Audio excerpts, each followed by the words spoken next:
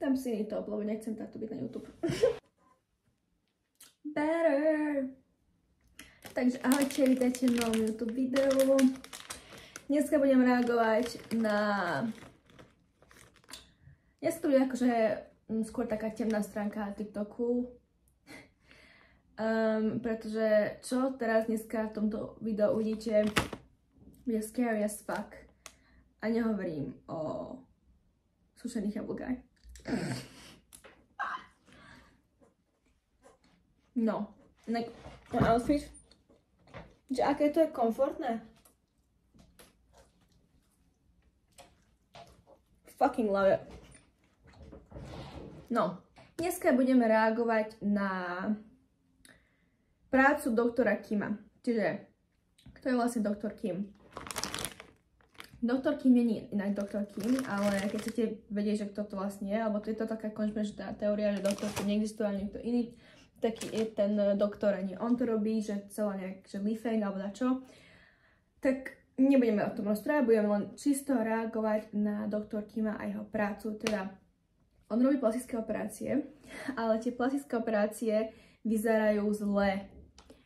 Podľa mňa a podľa iných ľudí tiež vyzerá to nereálne, vyzerá to, neviem, proste napríklad 56-ročný proste typek alebo typkňa proste vyzerala dobre podľa mňa na svoj vek a urobil z nej alebo z neho proste 15-ročného alebo 10-ročnú proste babu, dievča, I don't know, ale je to proste insane. Takže ideme na to. Baby, I don't wanna sound righteous, I got 20 bitches. Takže Dr. Kim patients be like. Že tento obrázok bol najviac akože virálny. Takže ako vidíte, predtým vyzerala tá pani proste dobre na svoj vek podľa mňa a o 7 dní takto vyšla proste. Vyzerá úplne jak 10-ročné decko, hej. A proste aj to, čo vidno na jej čele, tie jazvy, či vlastne, no hej, tie jazvy a všetko, proste, že aj tie uši, vlastne, čo vlastne urobil, ja sa snažím na to prísť, že ako, lebo viem, že ako keby urobil taký facelift, tuto, a preto aj tie uši má tak, proste tie uši bude mať tak stále, keep in mind. A tie oči úplne sú inak vyzerajú. Proste je to ona, pretože má také isté obočie, také isté oči. Ešte vidím, že aj nos proste zmenil ten doktor Kim. A takisto vidím aj to, že tuto, hej, čo je medzi nosom a ústami, že to je vlastne nejak užšie, alebo neviem, tak sa mi to zdá. Ale vyzerá jak z horror filmu, hej. Proste z horror filmu. Ja vlastne budem ukazovať len obrázky, lebo nechcem ísť na, či neviem ísť na TikTok bez toho, aby som sa prihlásila a ja som zabudla proste heslo, mám to na mobile a tak no. Toto, presne toto. Scary as fuck. To vyzerá. Mal 51 rokov, ani starý, ja nechápem, že čo sa jemu nepáčilo na sebe, pretože ja si myslím, že vyzeral dosť veľmi dobre. Jak 51 ročný proste muž. A úplne ho pokazil. Ja ani nevidím jeho pery.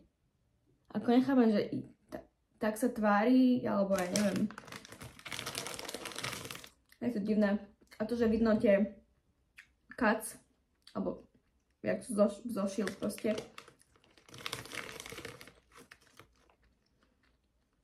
Vyzerá jak nejaká mačka, ale rozprávky. Strašne zle. O nie! Vyzerá jak Tolkien Tom. Dobre. Nie je to až také zle, ale je to zle. Jak tieto videá sú vraj vymazané, alebo snažia sa proste TikTok vymazať a jeho učiteľ je asi vymazaný aj zabanovaný, alebo čo, lebo veľa ľudí ho akože nahlasovalo, že to proste scam a tak ďalej. No není to scam, bo vidíte, že proste dačo robí, ale jeho výsledky sú strašne zlé. A vraj toto stojí $5000,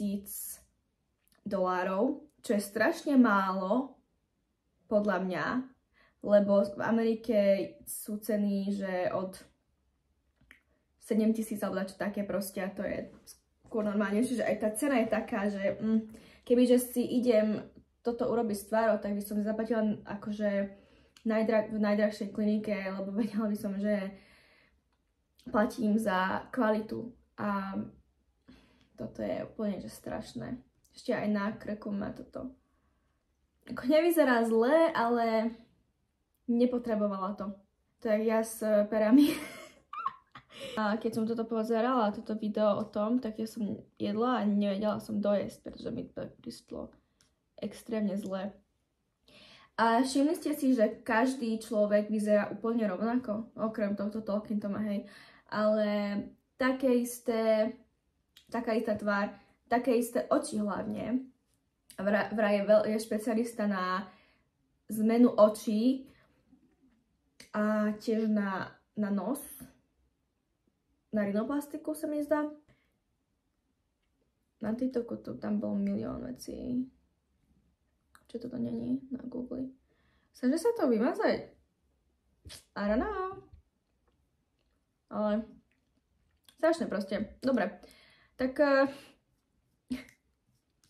ja si myslím, že to je odporné. Ja som nenahrávala. Čo? WTF? Jakže som nenahrávala? Čo tebe? No dobré, tak budem to musieť nájsť a tú fotku, tak je to aj lepšie, lebo zase na obrazovky, you know what I mean, not the best idea.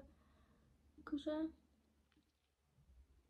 No, čiže musím si spomenúť až nájsť obrázky, lebo zabudla som nahrávať. Alebo akože nezabudla, lebo niečo som ťukla, prosím, to je jedno. Anti-fucking talent. Takže dajte mi vedieť, čo si o tom myslíte. Ja si myslím, že to je brutálne škaré a no. Just know.